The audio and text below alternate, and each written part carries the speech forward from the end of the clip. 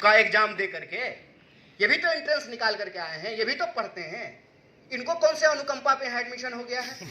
तो हम प्रवेश कर गए हैं, ट्रेन में हमको जगह मिल गई है, दूसरे को नहीं बैठने देना है। ये वही मानसिकता है। किसी तरह से मेरिट नहीं भी हो, जात दिखा के, धर्म दिखा करके, पांव पकड़ करके, सत्ता के सामने नतमस्तक हो करके कोई जगह पा लिए हैं, दूसरे को नहीं घुसने देना है। ये वही मानसिकता है। ये वही मानसिकता है जिसमें द्रोणाचार्य ने ये तय कर दिया कि अर्जुन को तो सिखाएंगे, एकलव्य को नहीं बताएंगे। ये वही मानसिकता है। और यही वो मानसिकता आपको रोज देखने को मिलेगी कि हम सतलज में आ गए हैं ना, हम मुनीरका में रहने वाले किसी गरीब आदमी को अपने वाटर कूलर से पानी नहीं पीने देंगे। हम जेएनयू में आ गए हैं, हम किसी और को लाइब्रेरी में नहीं पढ़ने देंगे। याद रखिएगा कि आप जेएनयू में ऐसे नहीं आ गए हैं, हम जेएनयू में ऐसे नहीं आ गए। ऐसे ही नहीं जो है हम जेएनयू में एक दिन प्रेसिडेंट हो गए, और ऐसे ही नहीं जो है हमको सरकार पकड़ करके जेल में डाल दी। हमारे पीछे लोग लड़े थे, इसलिए कन्हैया कुमार बन करके यहाँ खड़े हैं। ये जेएनयू ऐसे नहीं बन गया है, कोई इसको बनाया है, कोई इसके लिए लड़ा है। तो मैं जेएनयू के स्टूडेंट से सिर्फ इतना बात कहता हूँ, अरे भाई नमक हराम मत हो, तुम्हारे लिए कोई लड़ा था, तुम भी आने वाले लोगों के लिए लड़ो। और आज ना ये शुरुआत है, ये वाटर टेस्टिंग है, इस बात को याद रखना। हमेशा भाग जाना आसान होता है। जब क्रैकडाउन हुआ था, मैं ज्यादा नॉस्टैल्जिक दुनिया में नहीं जाना चाहता हूँ, क्या कहानी गिनाता रहूंगा। आज की लड़ाई है, नया सवाल है, और बहुत सारी चीजें बदल गई हैं। मुझे यहीं आकर के बहुत कुछ अजीब लग रहा है। जैसे कि पानी जब मिला पीने के लिए, हमने कहा कि भाई स्टूडेंट यूनियन के प्रोग्राम में आजकल बिस्लरी का बोतल मिलता है, उसके बाद चाय मिला, उसके बाद इनको भी मिल रहा था। पहली बार। और आप जितने लोग सामने बैठे हैं, मैं बमुश्किल किसी को जानता हूँ। एक हम अपने शिक्षकों को जानते हैं, लव हेट रिलेशनशिप, और दूसरे वो गार्ड साहब जो हमारे साथ हैं, यही रह गए हैं। उसी तरह से आप भी बहती हुई नदी का पानी है, आज हैं कल चले जाएंगे।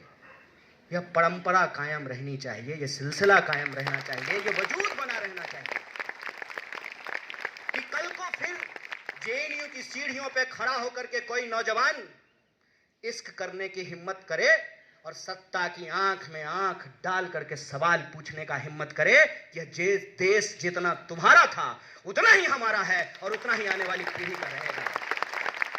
यह विश्वविद्यालय कायम रहनी चाहिए। यह विश्वविद्यालय उस सपने को जीता है जो सपना इस देश का संविधान हमको दिखाता है। वो सपना बराबरी का सपना है। वो सपना जन्म के आधार पर किसी के साथ भेदभाव नहीं होने का सपना है। वो सपना हमारी भाषा, बोली, क्षेत्र के आधार पर जो हमारे साथ शोषण होता है, उस शोषण की समाप्ति का सपना है। हम ये नहीं कहते हैं समाप्त हो गया। और मैंने कॉमरेड सुचिता को कहा, जानते हैं जेएनयू का मजेदार बात क्या है? अभी तक तो 2 ही पार्टी सरकार में आई है ना, तो 2 ही पार्टी का लोग विरोध किया है। फर्ज कीजिए कल को अगर कम्युनिस्ट पार्टी की सरकार बन जाती ना, तब जेएनयू उस सरकार के खिलाफ लड़ रहा होता। मैं ये बात दावे से कह सकता हूँ,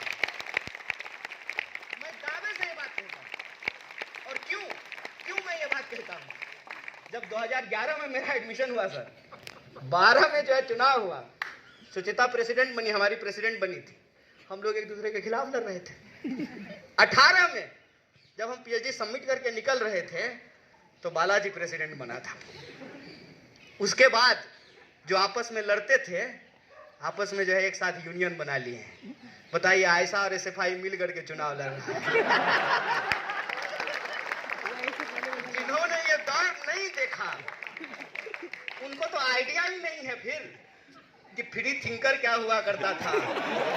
और हमारा एक बहुत ही बेहतरीन जो है अध्यक्ष हुआ करता था। बड़ी मुश्किल से वो बेचारा आकर के यहाँ हिंदी बोलना सीखा। हम लोग तमिल नहीं सीखे, वो हिंदी सीख गया। वो अपने भाषण में बोला था एक बात जा करके, और मुझे आज तक वो बात याद है। बोला, इधर आकर के लोग बोलता है हम असली लाल है, हम गाढ़ा लाल है, ये स्टूडेंट यूनियन है कि एशियन पेंट की दुकान है।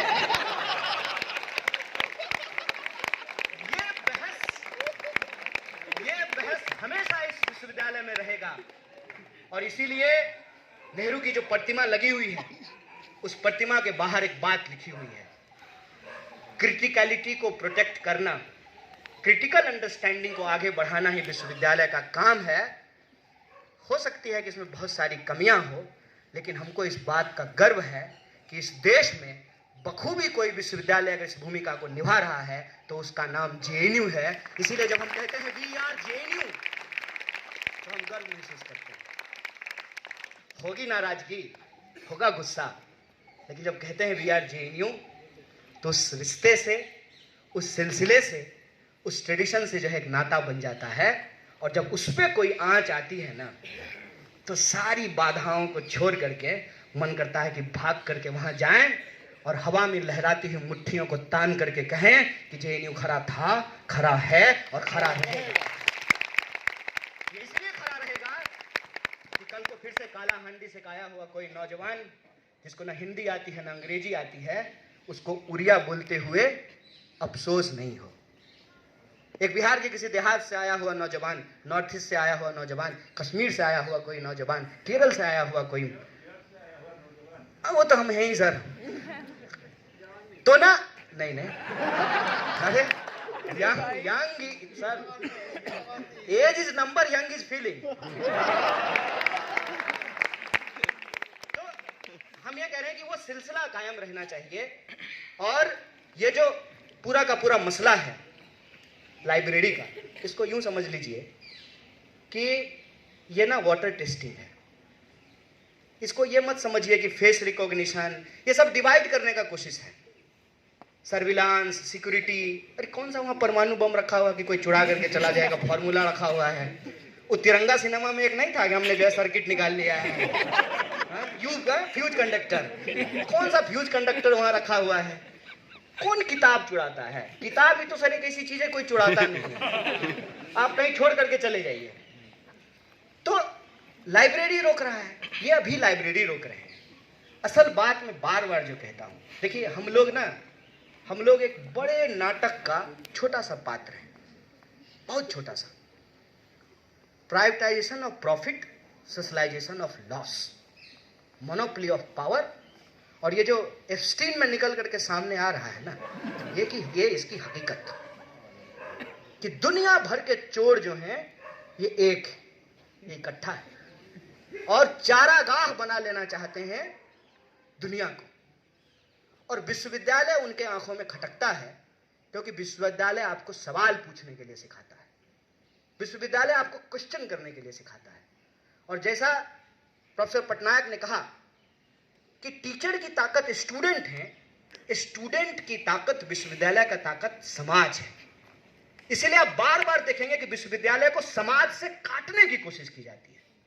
ये एक डेलिबरेट अटेम्प्ट था कि जेएनयू को बदनाम किया जाए। और ये बात मैं बार बार कहता हूं कि किसी विधवा की जमीन कब्जा करना हो ना तो उसको चरित्रहीन और डायन बताना जरूरी है। समाज में उसको लेकर के डर हो कि अपना पति खा गई, अब तुम्हारा पति खा जाएगी। और जब ये डर समाज में कायम हो तो समाज और विश्वविद्यालय अलग हो जाते हैं। फिर जब विश्वविद्यालय पर हमले होते हैं सरकार के द्वारा तो विश्वविद्यालय के साथ कोई खड़ा नहीं होता है। और असल बात यह है कि ये जो पूरा का पूरा लूट का मामला है, बसंत कुंज जैसी जगह पे आप में से बहुत सारे लोग हवाई जहाज चढ़े होंगे, ऊपर से जाते हैं कितना सुंदर लगता है। खाली कंक्रीट ही कंक्रीट है। दो ही जगह ग्रीनरी नजर आती है, एक जगह जहां आदरणीय राष्ट्रपति रहती है, दूसरी जगह आदरणीय वाइस चांसलर रहती है। क्यों नहीं खटकेगी? सर आप लोग तो घर लिए होंगे ना, बाहर में बुक तो कराए होंगे ना, आप बाहर ही रहते हैं ना, तो सर 3-4 करोड़ में तो फ्लैट मिलता होगा बसंत कुंज में। 4.5 करोड़ में खरीद लिया हो क्या भाई? 4.5 करोड़ में फ्लैट मिलता है सर। ये 1000 एकड़ जमीन है।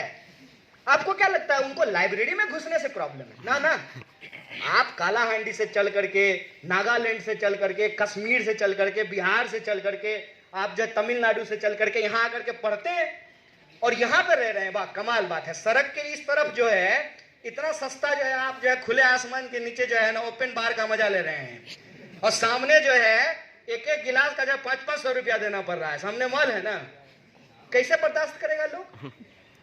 कैसे बर्दाश्त करेगा लोग? इसको आप छोटी लड़ाई मत समझिए। ये आपके पढ़ने के अधिकार पर हमला है। सरकार नहीं चाहती है कि आप पढ़ें, सरकार नहीं चाहती है कि आप सवाल पूछें। और देखिए, हम तो एक पार्टी में हैं जो पार्टी सरकार चलाती है, कहीं कहीं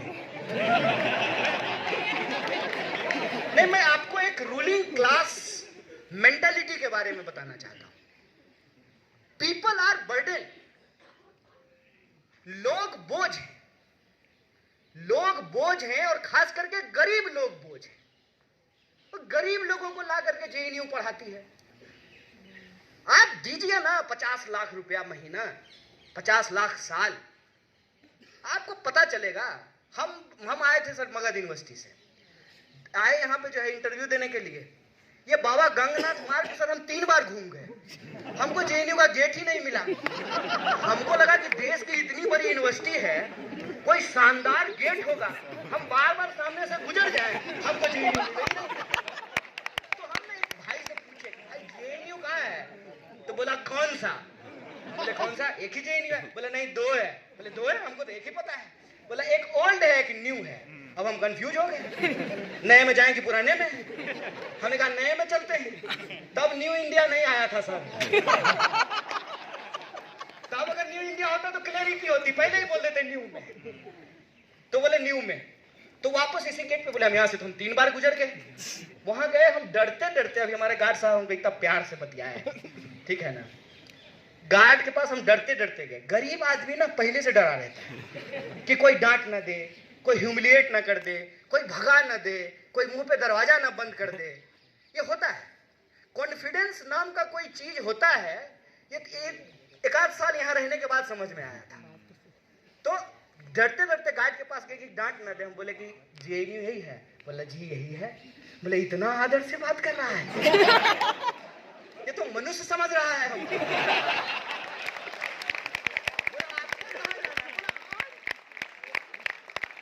हमको आपको कह रहा है। हम बोले सर। बोला सर मत कहिए।